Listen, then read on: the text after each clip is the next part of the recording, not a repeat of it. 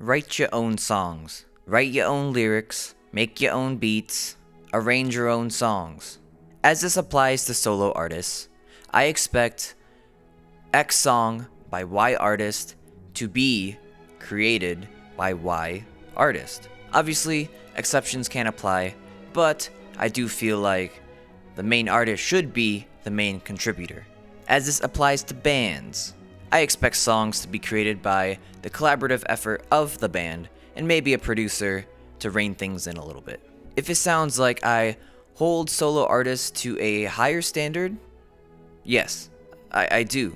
Even just on a basic business and marketing level, if I see a song that is by an artist, I expect that song to actually be by that artist. I know that the music industry just works like this, and making this video and ranting about this will not change anything. I know that external songwriters will always be used, and there will always be songwriting camps, and those camps will write songs to sell to other artists.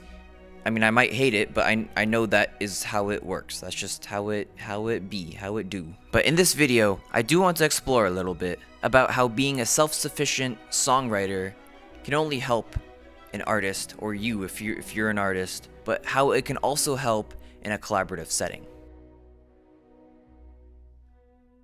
Good performers need songwriters, but good songwriters don't need performers. Let that one marinate. And no disrespect to performers, of course, but like performing, songwriting is a skill that needs to be fostered and developed over a very long period of time. But here's the thing, you can be both. As an example, let's take a look at Michael Jackson, alright? That's a good example. Legendary performer, but he also had a very strong influence on the creation of his music. He famously didn't play any instruments, but if you watch these videos or interviews of him talking about how he comes up with the bass line to Billie Jean or whatever, it's very clear that he is very involved in the songwriting process, almost as like a creative director, except unlike that guy, he actually does stuff. Now obviously, MJ didn't create music in a vacuum. He was a big moneymaker for the music industry at the time, but even so, based on what I just presented, it's very clear that he knew what he was doing. I don't think we can say the same about someone like Katy Perry. And listen, I like Katy Perry. I think Teenage Dream is one of the best pop albums there is out there. But I've always felt like the quality of her output has been heavily dependent on the producers and the writers that she works with. Just to reiterate, I like Katy Perry. I do.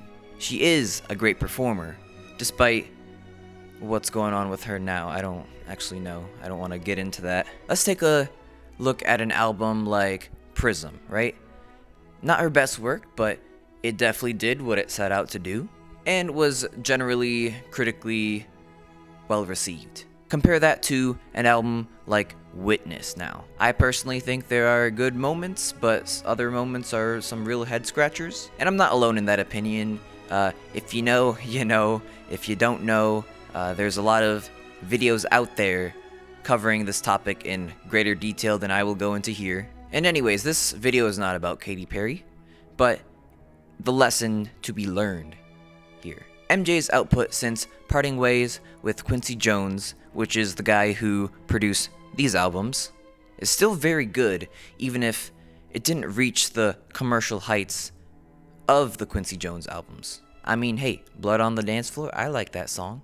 The simplest and probably biggest lesson to learn here is don't depend entirely on other songwriters. Creating music at a large scale has been a highly collaborative and community-based type of art form for most of history. I mean, obviously, like solo instrumentalists, piano, guitar, flute, whatever, have always existed, but when we're talking about scale, large scale, those are small scale, we're talking about large scale. I'm thinking of like Western orchestral music, or African traditional song and dance, or traditional South Asian performance. Listen, for the first time in history, Now, a single person can create a full album worth of industry quality, large scale music, just using whatever gear they have lying around. But let's put a pin in that. We're talking about collaboration. I want to talk about bands. As said before, songs by bands should be created by the band and then also a producer to rein things in. The reason I include a producer in this situation here for the band is because when I think of a band, I think of a group of individuals with highly specialized skills coming together to create a unique and unmistakable sound. The producer, their skill is behind the board, behind the mixing board, right? Anyways, this group of individuals that come together strive to create something greater than the sum of its parts. And every band that fits that definition tends to have their own unique, unmistakable sound. I'm talking bands like Metallica, I'm talking The Roots, Pink Floyd, Limp Bizkit, sure. And I'm not saying that these bands didn't use writers. They were obviously a part of the music industry, but they all had that unique, unmistakable sound, especially so in their earlier years, before they were part of that industry. Pink Floyd isn't David Gilmour and doesn't claim to be. The Roots isn't Questlove and it doesn't ever claim to be. Limp Bizkit is not Fred Durst, even though it seems like that sometimes. Now let's talk about that unique, unmistakable sound. In high school, I listened to a lot of 2010s pop and hip-hop. That just was what was popular at the time, and I enjoy that music. I still do to this day, but I always felt that the vocalists were sort of interchangeable from song to song. Not always, but more times than not. It wasn't until like late junior year of high school when I started getting into 80s heavy metal. I remember the first band that I ever got into was Metallica, and I also remember trying to find bands that sound like Metallica because I like them. It wasn't until I discovered and got into more bands of the era where I realized that only Metallica sounds like Metallica.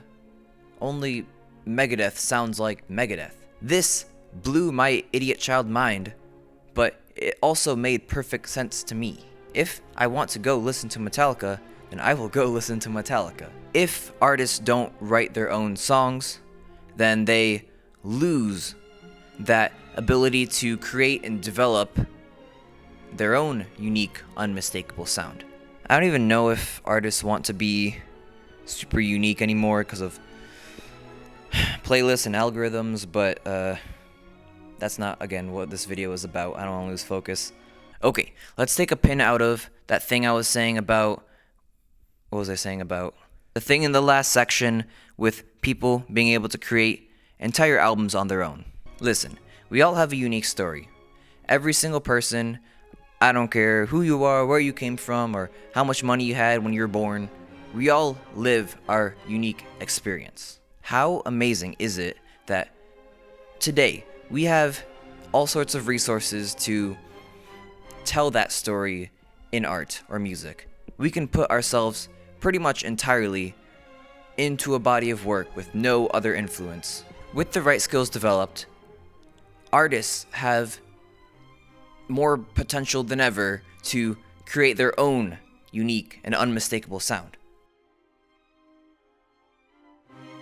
Alright, time to put my cards on the table. Me, I am an artist, I'm a songwriter. I am a little biased in this whole argument because I do take pride, a lot of pride, in my ability to write music on my own. I think it's special that I can have my tastes and my preferences, and I can put that into music and words, and it becomes something that I can truly call my own.